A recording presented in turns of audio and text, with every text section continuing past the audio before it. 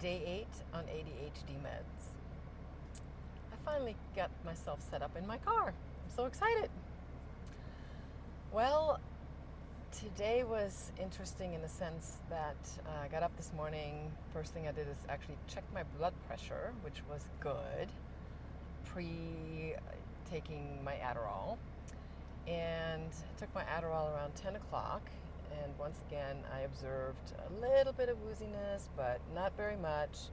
And dived into work and was able to get things done. And it definitely, for me, it fades in 4 hours. So by 2 o'clock, it was gone. Definitely. I couldn't, I didn't feel anything or whatever. Now, whether or not I'm supposed to actually feel something, after a while, maybe you don't feel anything because somebody said to me, several people said, well, you don't really feel anything, you just have more focus. And the jury's still out on that in terms of, more focus because, the stops and starts is the main thing. And the big projects I haven't done yet. So that's what's coming next. The next thing I'm going to do is actually lay out a plan for what I'm going to do and how I'm going to do it. And one of the things that I've done is I've read a lot of books about epigenetics, and I talk about epigenetics all the time. I've talked about it on my other videos, I've talked about it on TikTok, and I talk about it to people all the time. And I read several books, The Myth of Normal, Scattered, The Realm of Hungry Ghosts by Dr. Gabor Mate, and then several other books. And many of those books really influenced me. I learned a lot, but I also, took away how it applied to me in my life in terms of, oh gosh, I read this and I could roll back in my head and going, well, this happened to me. Now I understand why it happened to me. And so I want to just kind of connect those dots and share that information. And just making the plan to follow through. I've had ideas for years of what I wanted to do, and they rattle around in my brain like crazy. As one of my employees said, it's like listening to the radio station and listening to 10 channels, but you can't tune into any of them. I might have mentioned that in my previous video. See, I can't even remember, but I think I might have. But if I haven't, here it is. So the brain is still pretty scattered.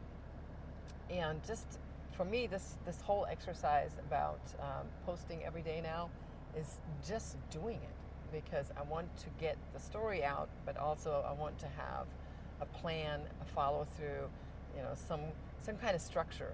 I have to build structure. If I don't build some kind of structure, it just won't happen. And then, of course, I go right into the fear tape of, well, if then you get busy at work and you might get sidetracked again. And what time of the day are you going to do these things? And yeah, it's a constant. It's a constant, and it's an internal fight. And this is what really angers me about ADHD so much, because once again, I know, in my case at least, it ties right back into severe childhood trauma. And when I look around the world and I see things that are happening, and how we traumatize humans, it just constantly feeds my brain. But it's supposed to also, hopefully be a positive story, because my story isn't just all about trauma. It's also about the successes I've had and the industries that I've been in, and the fact that I've built a substance use mental health medical practice from nothing to a $2.1 million company over the last years. And that's the real story, right? The real story is, how you survive and how you thrive, even with ADHD, and up to now without ADHD medication. But now we'll see what happens with ADHD medication. Is it really going to be different? Some people tell me you might be expecting too much from this medication. It's not going to do all that for you.